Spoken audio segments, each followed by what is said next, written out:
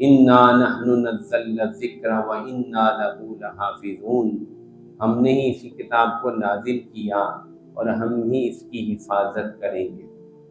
چنانچہ کتاب اللہ شریف کا ایک ایک لفظ محفوظ ہے، ایک ایک حرف محفوظ ہے، جبکہ اس سے پہلے جو کتابیں آئیں تورات، انجیل وغیرہ، ان کے الفاظ اور معنی کچھ بھی محفوظ نہ رہ سکا۔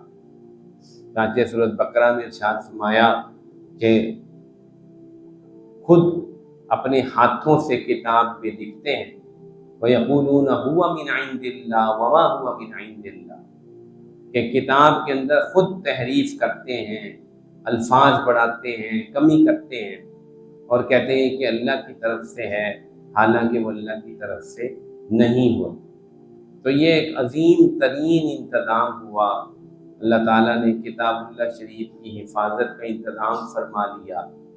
سینکڑوں نہیں، ہزاروں نہیں، لاکھوں نہیں، کروڑوں حافظ اس امت میں ہوئے جنہوں نے اس قرآن کی حفاظت کا کام کیا۔